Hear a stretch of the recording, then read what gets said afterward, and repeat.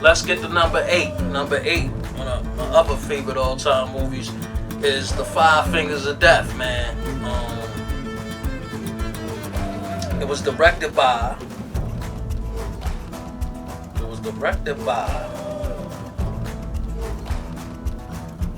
Jung Chung Hwa and Loliha. Loliha, man, I'm gonna talk about Loliha. Loliha, man, wasn't no joke. He was the dude that set the standards of karate movies to what we know today. And Loliha, man, was in a lot of the Shaw Brother movies, and he always played the head master guy, Palme. Palme was the one with the white beard, and always had the bun in his head, and he always had the secret spots, and you had to find out where the weakness spot was at. He always played evil, or the evil emperor, or evil leader all the time. And he was like, his style was invincible, man, invincible. Like I said, the only way to beat him was to find his weakness. And Loliha in this movie played the dude that had his secret touch of his hand. When it glowed up, when his hands glowed up, that's when he got that style to bring that glow up and hit you with it. And once you got hit with those 5 fingers of death, he was done. And the American audiences, man, when we seen that, we was blown away from that. And during that time, at the beginning stages of Kung Fu, before it got real serious, it was all about hand-to-hand combat. Then later, it went through a lot of different other phases. It went into the swords at one point, and then after the swords, it went into like the females being the heroes, and then after the females was the heroes, went back to the men being the heroes again. Then it went to the hand-to-hand combat again. It went through a lot of different phases like hip-hop did. That's why I think the hip-hop community gravitated towards it. And The Five Fingers of Death, man, definitely was that movie. It was originally named, was called King Boxer. And a lot of times when America, when we get the titles of foreign movies, the name always get changed around for whatever reason. But in Hong Kong, it was originally called King Boxer. We got it in America, we call it The Five Fingers of Death. Great movie, man. Definitely for all the people who know about it, my age and up, into the Kung Fu movies. If you don't know about it, you need to go and see that.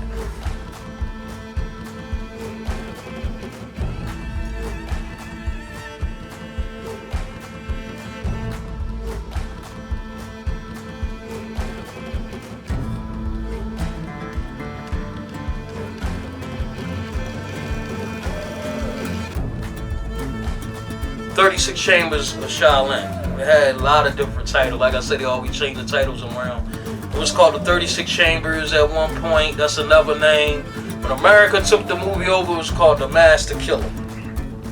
Or Master Killer. It was called Master Killer. It was done in 1979. It was directed by Lau Kar Leon. And it also started Loliha in the movie.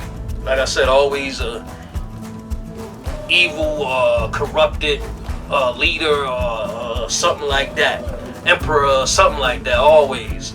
And he escaped, and they was killing people in the temple and stuff like that. And the students, they was killing them all. He escaped. He went to the Shaolin Temple, Gordon Liu, I'm talking about. He went to the Shaolin Temple. He couldn't get in. They ain't let him in. So he had to train to get to these different stages. He had to go through 35 different chambers, man. And he wanted to reach this chamber had never been reached before. What I liked about it, it showed the challenge of everything he used to defeat the boy. He had to go back and fight that killed his former classmates and all that stuff. The dude, he fought all the time. Loliha, he fought Loliha so many times. But he had to use, like, it was one chamber, he had to use his head to get through there. And he had these big bags, it was like weight bags, and they kept hitting him in the head and all this stuff like that. He had to learn to maneuver and use his head to get through them bags. And then there was a lot of other levels too. He had to learn to use different parts of his body to get through these chambers. And each part that he used, each body part, helped him defeat the dude that he had to fight at the end. And that's why I love that movie so much, man. I love that movie so much.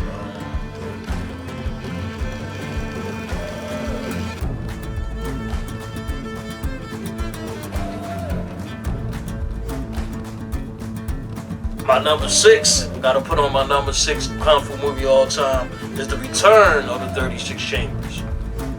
That was another great one, another great one. It was a little different storyline. He had to go to the chambers, but he wanted to build his own chamber, and he had to build his scaffold all around the chambers, and he was watching the other guys do karate. So while he was making the chambers, he was building the scaffold with these bamboo sticks, and he watching the dudes do karate. And he get mad at the head abbot, telling him, I ain't learning Kung Fu, I'm just building this scaffold right here. And come to realize, from building a scaffold, he was learning Kung Fu. You know what I'm saying? That's some awesome, great storylines. Storylines, and always been the same, always been about revenge, 99% of the time. But the techniques and what they had to learn and everything, with the concepts of that, was what made the movies great for what they were back then. Always gave a lesson, told a story, and always mixed the Kung Fu in there. It always was spiritual too. It always wasn't just about the combat. It always had to do with, you had to meditate, pray, you had to humble yourself. To be a student, you had to humble yourself to your master, to become the master. That's what Kung Fu and karate is all about. Number 5, I like to talk about one of my favorite joints of all time, the Master of the Flying Guillotine. Man, that movie came out in 1976. Real special year, real particular year, and great year, because that's the day I was born, and the year of the dragon. You know, so I had to throw that out there. Philip Kwok was one of the Venoms. He was one of the 5 deadly Venoms, and I'm gonna get into that, because you know I gotta talk about the 5 deadly Venoms. He was one of the Venom dudes. He was my favorite Venom out of all the Venoms. I liked the Toad, and I liked the dude that played the Golden Arms. You know, he was also the played in Golden Arms, the kid with the Golden Arms. And that same dude played in Flying Guillotine. Flying Guillotine was a little different than the rest of the Shaw Brother movies, because it ain't dealt with Kung Fu a little bit, just a little dabble in the Kung Fu, but it's mainly about these weapons. You throw on somebody's head, man, and you from a certain distance, you take their head off. And the Emperor Boy, he got this dude to make these weapons and these devices. And of course, the Boy's the head guy, the one that made him. And somehow he was an outcast and he had to leave. They ain't trust him no more. So they hit all the dudes that he trained under him. They came looking for him. He had to try to kill them all one by one as they came try to come and get him. And all of them was trained in the guillotine style. It's definitely a movie that you gotta get, man, The Flying Guillotine. They made, I think, 2 more. I know a part 2 they made, but it wasn't nowhere near like the original one that came out in 1976. The storyline was crazy, man. 4. Number 4, I like to get into another of my favorite Kung Fu movies of all time, Super Ninjas. Super Ninjas, man, starting a lot of the Venom dudes was in there. And like the Shaw Brothers, like I said, they like using a lot of the same dudes in a lot of these movies. You seen a lot of them over and over and over and over. Most of them. Like Quentin Tarantino used a lot of the same people in his movies, and a lot of other actors like doing it. Martin Scorsese and people like that, they like using the same actors. But the Shaw Brothers, you seen a big dose of them. And it was about the boy had to fight the elements, the different elements. And each clan of dudes had their own style depending on the elements, which was water, fire, earth, wind, and air. The water dudes, ninjas, was in the water with their little straws sticking up to breathe through. They came and get you coming out the water. The earth dudes, you didn't even see them. They was in the dirt. They came out unexpectedly. They used all the elements to their advantage. The fire dudes had these joints that was like these big shells that was made out of red that symbolized the fire, and they're trying to shine you with the brightness of the shield that they had. They're trying to blind you at the same time, coming at you. The dudes, man, they had to fight these elements. The super ninjas, they had to fight these super ninjas. Had to take the weakness out of all of them different dudes that had these elements. All these clans of men that came with these elements, they had to find a way to defeat the elements. They had to find a way to defeat them, and it was definitely one of the greatest Shaw, to me, one of the greatest Shaw movies of all time, man. Definitely one of the greatest Shaw. That I would definitely put that on the top.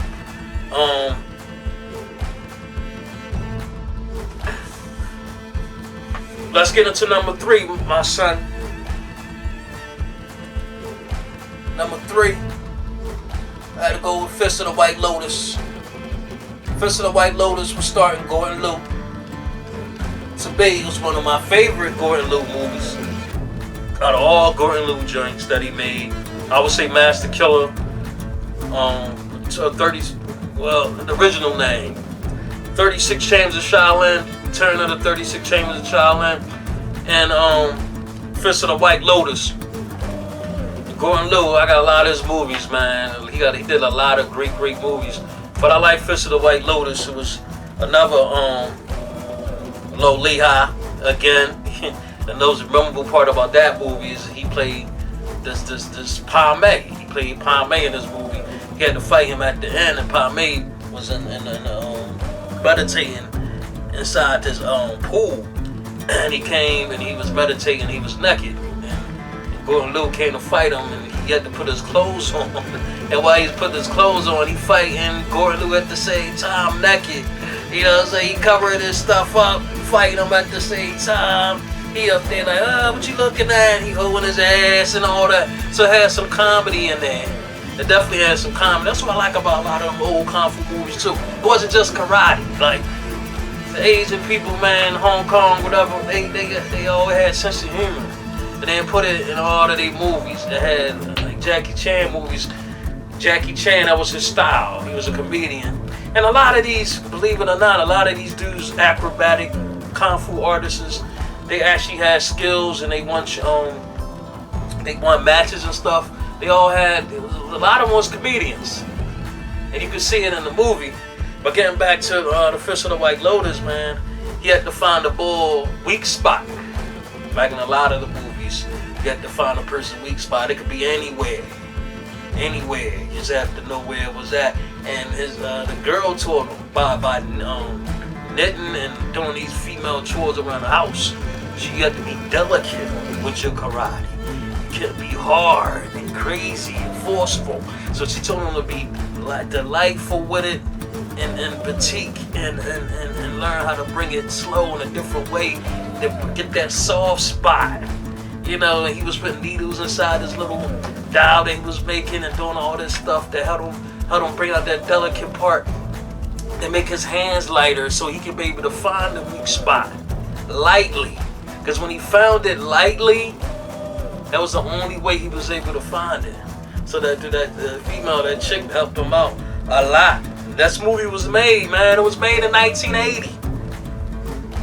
It was made in 1980, man. And Fist of the White Lotus is that movie, definitely the movie. What I like about Fist of the White Lotus is that when Gordon Liu was fighting the bull, Prince Palme, he couldn't touch him. He went back to him a lot of times. Prince Palme gave him chances. Like he was like, ha ha ha, laughing at the bull, like you don't got it yet. And Prince Palme could have killed him anytime he wanted.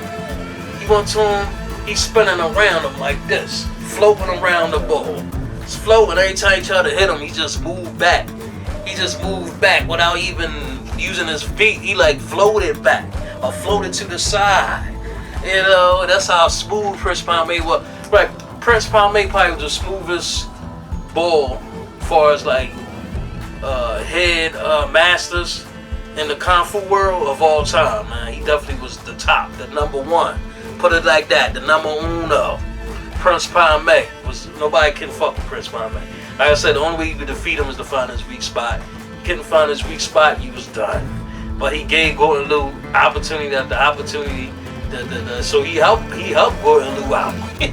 He helped him build his skills. I guess he ain't know that ever thought that Gordon Liu would get the skill that he got from that chick, because if he didn't get that skill from that chick, he would have been done. He probably would have killed him that last time. Number 2, I like to talk about, I was going to get there soon, the 5 Deadly Venoms. Now the 5 Deadly Venoms, man, was directed by Chung Che. It was 1976 that this movie was done.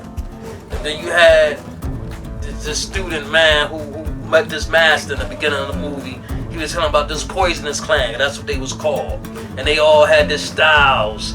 And each of them had a style of different techniques. And I'm about to get into the different names they was called. And he was afraid that they was doing wrong. So he wanted to find out what they was doing, and he wanted to try to find out how to defeat them.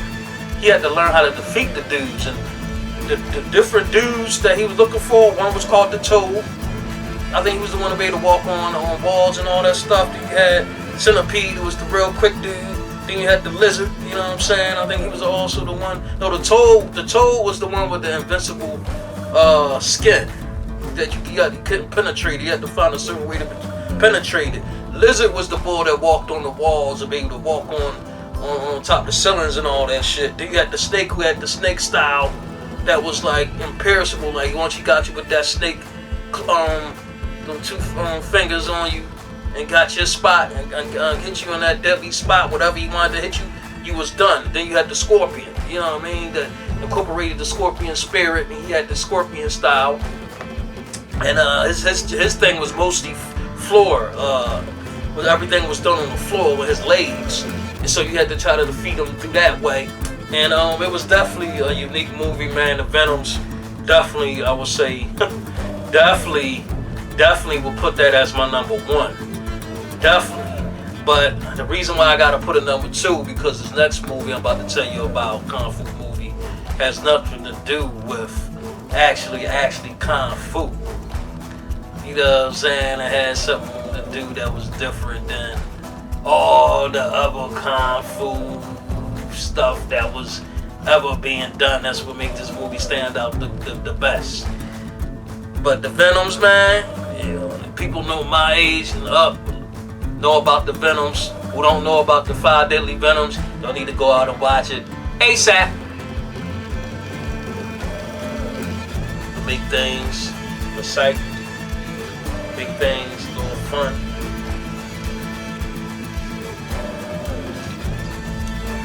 Keep things flowing nice and smoothly. And ain't nothing else to do, dawg.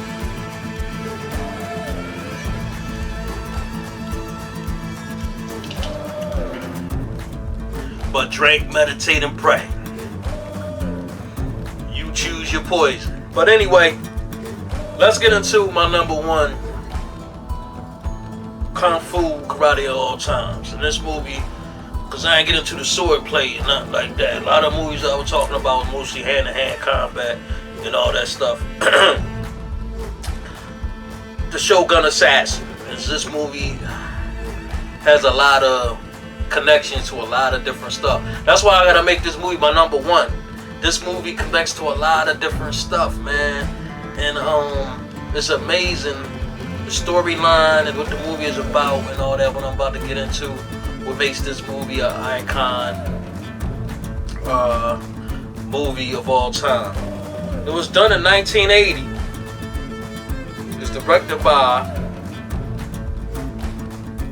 Robert Houston.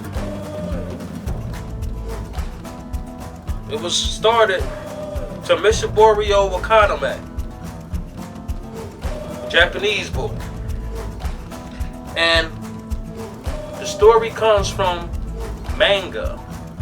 The 1970s, manga was like the anime graphic art of the 70s. So the Japanese anime art always been around for a while. In the 70s, it was real famous. It was called manga, and it was called The Lone Wolf. The original name was called The Lone Wolf. With the child, when he used to run around with the cart with his child protecting it. Assassins and stuff killed his wife earlier before that, so he was on the road. He called it the road to hell.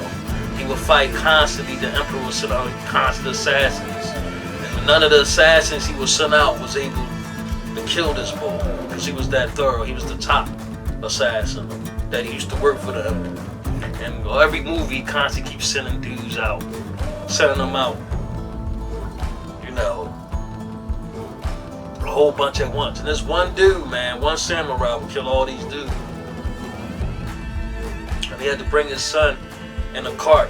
He equipped his son cart throughout the movies. Equipped it with like blades and stuff like that, so his son could be protected. And the son helped learn how to work with him.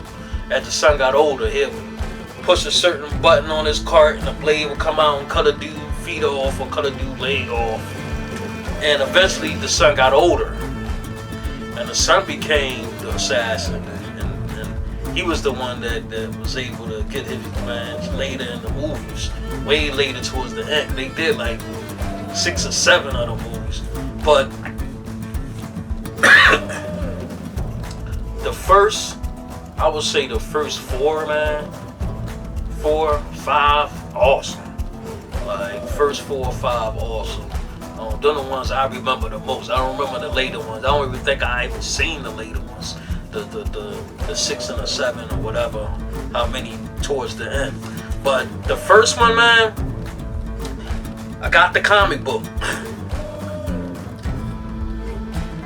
I got the comic book on a humbug. Like, I think I got it from a former job I used to work at.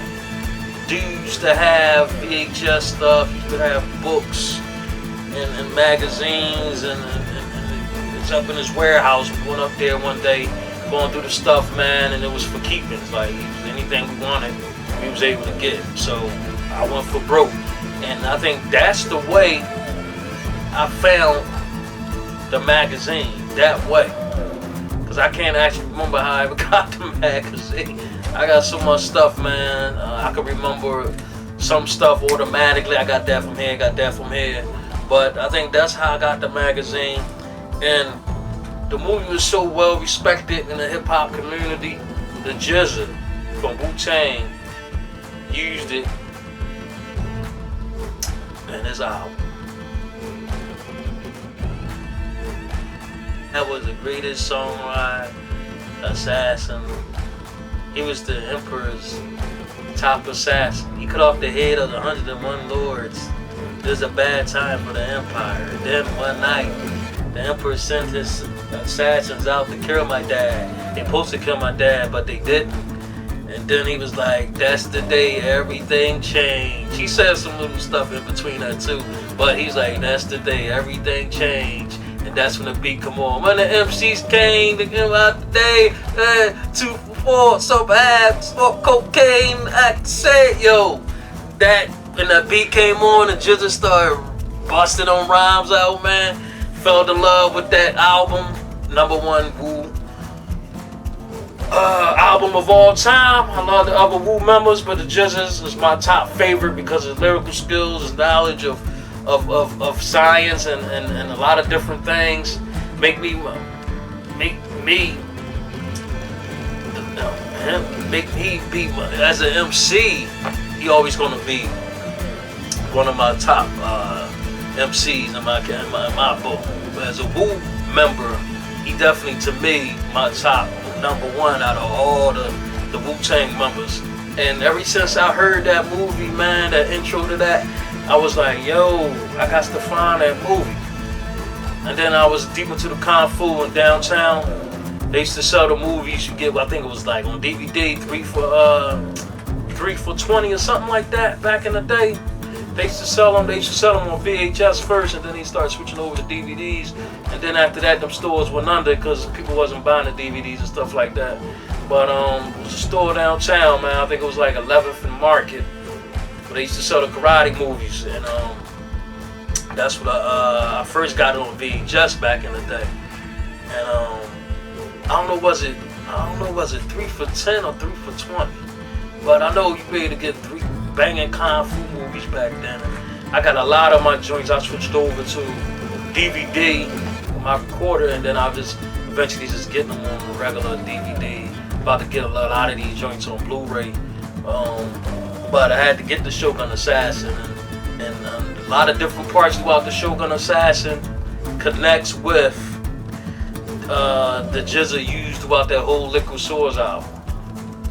My top 10 kung fu movies of all time, joints that definitely changed my life forever. A big fan of the kung fu movies. Peace and one love. I hope everybody enjoyed this. My top 10 karate kung fu movies. Tune in next week, next time, when I'll be telling you about my top 10 horror movies of all time. I hope y'all get ready for that. Top 10 horrors in the next episode. But right now, I'd like to say peace and one love. Thanks for tuning in. I'm out.